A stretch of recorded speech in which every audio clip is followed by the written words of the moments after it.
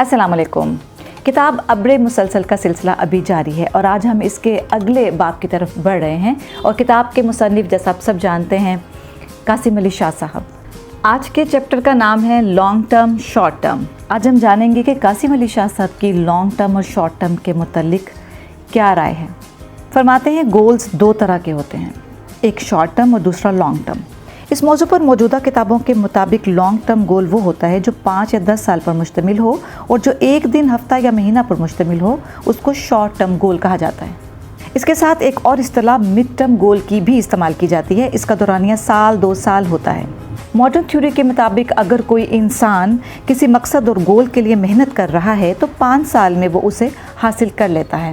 Long term goals بنانے کا آسان طریقہ یہ ہے کہ آپ کاغذ قلم لے کر ایک سیدھی لائن کھینچیں، لائن کے آغاز پر پیدائش اور اختتام پر وفات لکھ دیں۔ یوں سمجھیں کہ یہ لائن آپ کی پوری زندگی ہے۔ اس لمبی لائن پر ایک جگہ نشان لگائیں اور فرض کریں کہ اپنی زندگی میں آج آپ یہاں ہیں۔ اس کے بعد 10 عدد نقطے آگے کی طرف لگائیں، یہ آپ کی زندگی کے آنے والے 10 سال ہیں۔ اس کے بعد اگلے سفر پر جائیں اور آج سے 10 سال بعد آپ جو بننا چاہتے ہیں، زندگی کے تمام شعبوں کو سامنے رکھ کر اپنی ساری خواہشات لکھیں۔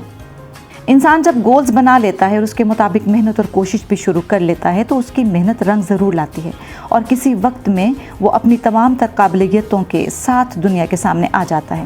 انسان کا ہاتھ ریت میں چھپا ہوا ہو اور وہ اسے آہستہ آہستہ اوپر کی طرف اٹھائے اور بالکل نمایاں ہو جائے، اس کو انگریزی میں مینیفیسٹ یعنی آشکار ہونا کہتے ہیں۔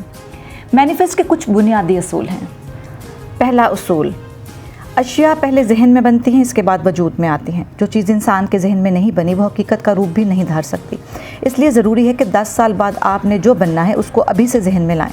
انسان کی اندر کی دنیا جیسی ہوتی ہے اس کے مطابق باہر کی دنیا بنتی ہے، اور لا آف اٹریکشن یعنی قانون کشش کے تھیوری کے مطابق جو چیز انسان کے ذہن میں ہوتی ہے وہ اس کی ہتھیلی پر آ جاتی ہے۔ دوسرا اصول، اپنے بنائے گئے تصور پر یقین ضرور کریں۔ جس انسان میں اپنے اندر کے خیالات پر یقین نہ ہو تو اس کے ذہن کی چیزیں تخلیق نہیں کہلائیں گی۔ تیسرا اصول، جو بننا ہے اس کو ابھی سے محسوس کرو، اس کو ایز اف پرنسپل کہا جاتا ہے۔ اس کا مطلب یہ ہے کہ آپ نے جو بننا ہے اس کیفیت کو اپنے اوپر طاری کر لیں، کیونکہ اگر آپ طاری نہیں کریں گے تو آپ وہ بن بھی نہیں پائیں گے۔ اس کیفیت کے طاری ہونے پر آپ میں جو سرور و مستی آئے گی وہی اس چیز کو آپ کی طرف کھینچے گی اور آپ وہ بن جائیں گے جو آپ چاہتے ہیں۔ میں اپنی ٹیوشن اکیڈمی میں بچوں کو پڑھاتے ہوئے یہ سوچتا تھا ایک دن میری کلاس میں بیوروکریٹ بیٹھا ہوگا۔ میں اس سوچ سے پڑھاتا تھا کہ ایک دن میرے شاگردوں میں فوجی افسران اور پاکستان کی ٹاپ لیڈنگ کلاس ہوگی، اور آج اللہ کے فضل سے وہ تمام تصورات پورے ہو گئے۔ چوتھا اصول، یہ نہیں سوچنا کہ میں نے جو پلاننگ کی ہے وہ کیسے وجود میں آئے گی، کیونکہ یہ قانون قدرت کی خلاف ورزی ہے۔ چیزوں کا وجود میں آنا یہ اللہ کا کام ہے اور وہ اپنے کاموں کو خوب جانتا ہے، بس انسان کے ارادے، عزم اور گمان کو دیکھتا ہے اور اس کے مطابق معاملہ کرتا ہے۔ اس اصول میں جب بھی کیسے کا لفظ آتا ہے تو یہ اصول ٹوٹ جاتا ہے۔ یقین رکھنا بہت ضروری ہے کیونکہ یہ یقین ہی تھا جس نے انسان کو پانی پر چلایا اور آگ کو گلزار بنا دیا۔ اگر کبھی غلطی سے بھی آپ نے اپنے ذہن کو شک دے دیا تو اس کا انجام یہ ہوگا کہ وہ پوری عمارت دھڑام سے گر جائے گی جو آپ نے اپنے تخیل میں تخلیق کی تھی۔ پلاننگ کرنے میں لوگ ایک غلط فہمی کا شکار ہیں، وہ پیسہ، مکان اور گاڑی کے حصول کو پلاننگ سمجھتے ہیں، حالانکہ پلاننگ کا مطلب ہے اپنے اندر خوبیاں پیدا کر کے کوئی بڑا مقام حاصل کرنا۔ جب انسان باصلاحیت ہو تو پیسے، گاڑی اور بنگلہ خود بخود آ جاتے ہیں۔ دوسری غلطی کو ایک مثال سے سمجھ لیں۔ کاشف نے پلاننگ کی، میں نے اگلے 5 سال میں 300 مشہور کتابیں پڑھنی ہیں۔ یہ پلاننگ نہیں ہے بلکہ یہ ایک طریقہ کار ہے، اور اس طریقہ کار کے نتیجے میں انسان جو بنتا ہے وہ پلاننگ ہوتی ہے۔ 300 کتابیں پڑھنا ضروری بھی نہیں بلکہ وہ پڑھنی چاہیے جو انسان کے موضوع سے متعلق ہوں، جن پر عمل کیا جا سکے۔ آپ جس ہدف کو پانا چاہتے ہیں اس کے لیے آپ کے پاس کوئی انسپریشن ہونا، مرشد ہونا چاہیے۔ اس کا عملی مظاہرہ ہم نماز میں انعمت علیہم پڑھ کر کرتے ہیں، جس میں اس بات کا اقرار ہوتا ہے کہ جن لوگوں پر تو نے انعام کیا، اب آپ خود سے پوچھئے کہ جس سفر پر آپ جا رہے ہیں اس کے مطابق انعام یافتہ لوگ کون ہیں۔ اس کے ساتھ ساتھ آپ کو اپنی منزل پر پہنچنے کے لیے سب سے پہلے اپنی شخصیت پر کام کرنا ہوگا۔ یعنی اگر آپ کی پلاننگ ہے کہ میں ایک باکمال استاد بننا چاہتا ہوں تو استاد کی حیثیت سے آپ کا روپ اور لک کیسی ہونی چاہیے۔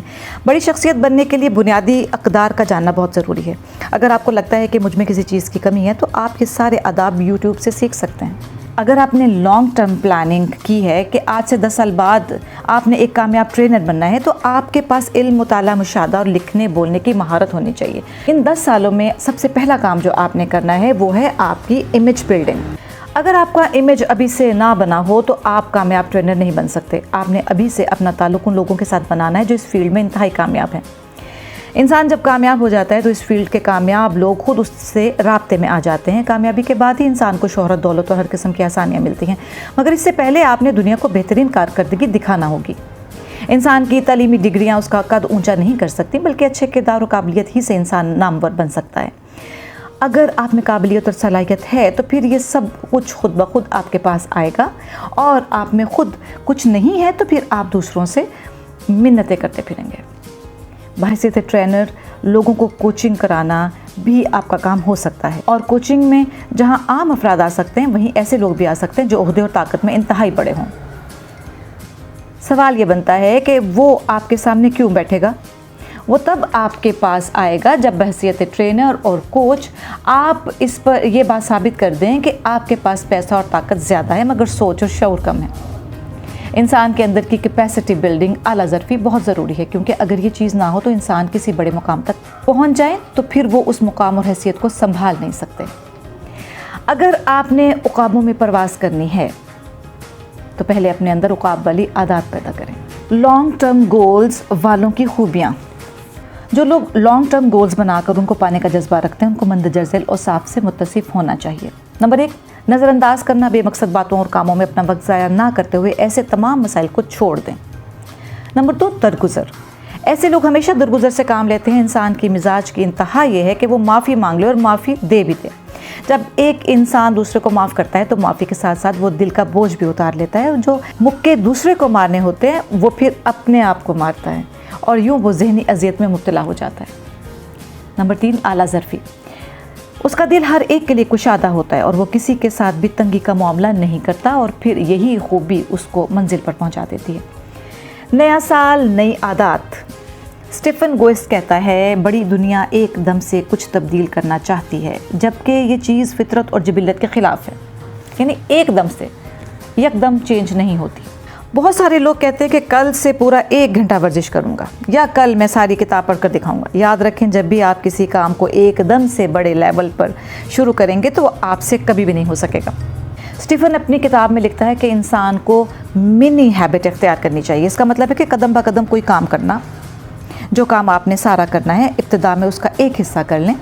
مثال کے طور پر آپ نے کتاب پڑھنی ہے تو 1 پیراگراف یا 1 صفحہ پڑھ لیں، مگر شرط یہ ہے کہ دوام اور مستقل مزاجی کے ساتھ ہو اور روزانہ کی بنیاد پر ہو۔ یہ مستقل مزاجی آپ کو انرجی دیتی ہے، جس سے آپ کے لیے اس کام کو بڑھانا آسان ہو جاتا ہے۔ روزانہ کی بنیاد پر سیکھنا، نئی چیزیں ضرور سیکھیں۔ جو لوگ شعبہ تدریس یا ٹریننگ کی فیلڈ سے وابستہ ہیں، ان کے لیے ضروری ہے کہ وہ روزانہ ایک نہ ایک کتاب کا خلاصہ یوٹیوب سے نکال کر ضرور سنا کریں اور ان کے نوٹس بنایا کریں۔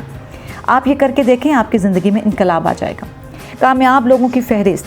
اپنی پلاننگ میں آپ نے جو بننا ہے اس فیلڈ کے متعلق کامیاب اور سر فہرست لوگوں کی لسٹ بنائیں، اور ان کے حالات زندگی اور عادات پڑھیں اور ان کو خود بھی اپنائیں۔